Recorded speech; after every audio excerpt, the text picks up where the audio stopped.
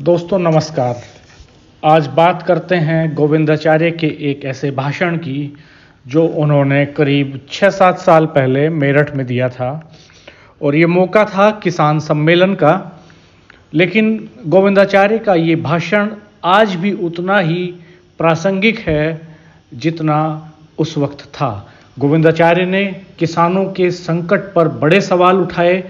उनकी बातों को यहाँ ज्यों का त्यों रख पाना तो मेरे लिए संभव नहीं है, लेकिन उन्होंने जो कुछ कहा उसे सबसे साझा करना बहुत ज़रूरी है।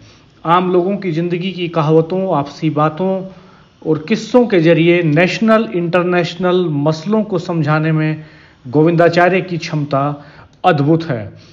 जानिए उन्होंने क्या कहा था।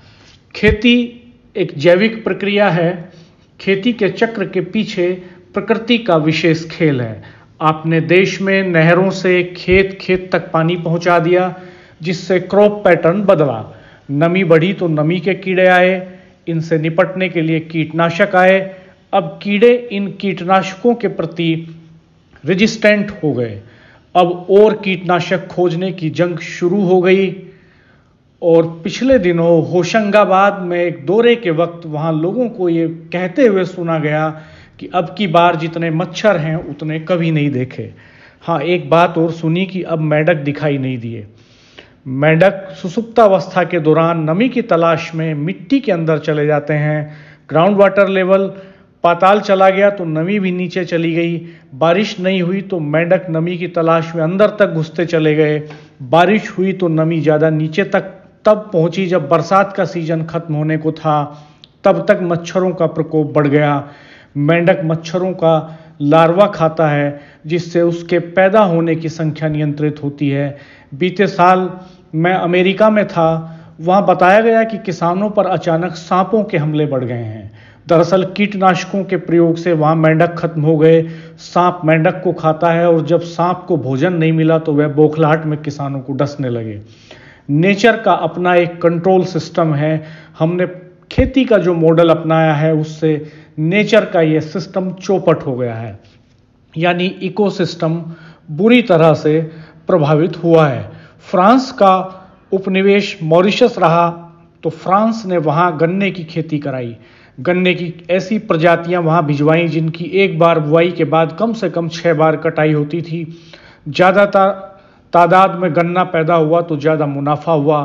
फ्रांस की कंपनियों ने वहाँ किसानों को मोटा पैसा देकर ज़मीन ही खेती के लिए कॉन्ट्रैक्ट पर ले ली। पैसा आया और किसान ज़मीन से कट गया तो आराम तलबी पैदा हो गई। पूरे देश में फ्रांस की कंपनियां गन्ना उपजाती रहीं और मॉरिशस की जनता आराम तलबी में जाती रही। इस मौज मस्ती को वहाँ उस वक्त जादू का पंजा कहा गया। दवा, दूध, मशीन आदि के लिए मॉरिशस फ्रांस पर निर्भर होता गया। मेहनत खत्म हो गई, जिसका नतीजा हुआ कि मॉरिशस की 60% आबादी डायबिटीज का शिकार हो गई। वहाँ गोवंश 6 लाख से 8,00,000 पर आ गया। देखिए, जो जादू का पंजा फ्रांस से मॉरिशस में पहुंचा था उसकी कीमत क्या है। जिंदगी, इससे कम कुछ भी नहीं। आज़ादी के बाद से ही हमने देश में खेती का जो मॉडल अपनाया उसकी कीमत क्या है। हम आगे बढ़े या पीछे हटे, यह देखना होगा। यूपी के ये आंकड़े देख रहा था मैं। यहाँ हर किसान औसतन 4 लाख रुपए के कर्ज में है। विदर्भ में पानी इतना नीचे चला गया कि 68 जिलों में पीने के लायक नहीं रहा। इसमें इतना आर्सेनिक घुल गया कि पीने पर लोग बीमार हो रहे हैं। किसान को कोई और आमदनी नहीं, बस नकदी फसल पर जिंदा है। विदर्भ में जब मैं गया तो एक दिन पहले ही एक किसान की मौत हो गई थी। मैं उसके घर गया तो वहाँ सन्नाटा मिला। आसपास लोगों से पूछा तो पता चला कि अब उसके घर में पत्नी और एक बच्चा है और वह दोनों खेत में गए हैं। मैं खेत गया तो वह महिला खेत में काम कर रही थी। लोगों से पूछा तो बताया कि काम नहीं करेगी तो खाएगी क्या, घर में कुछ है नहीं। देखिए, जो मॉडल हमने अपनाया वह इंसान को कितना संवेदनहीन बनने को मजबूर कर रहा है। पति एक दिन पहले मर गया और अगले दिन महिला काम नहीं करेगी तो बच्चे का पेट नहीं भरेगा। कहीं मौत हो जाती थी तो गांव में 10 दिन तक कम से कम पड़ोस के कुनबे वाले दुख बांटने से लेकर खाने पीने सोने तक की व्यवस्था करते थे। 13वीं तक तो कोई पास पड़ोस वाला भी पीड़ित परिवार को संभालने के सिवा कुछ न कुछ करता था।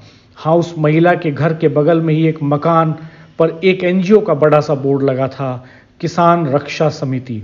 बराबर में लगा यह बोर्ड चिढ़ा रहा था। संवेदनहीनता की एक तस्वीर है यह। सियासी दलों को छोड़िए, उनमें कोई सांपनाथ है, कोई नागनाथ। जमीन अधिग्रहण के लिए अध्यादेश इस तरह लाया जा रहा है मानो जमीन के मामले में देश में आपातकाल हो।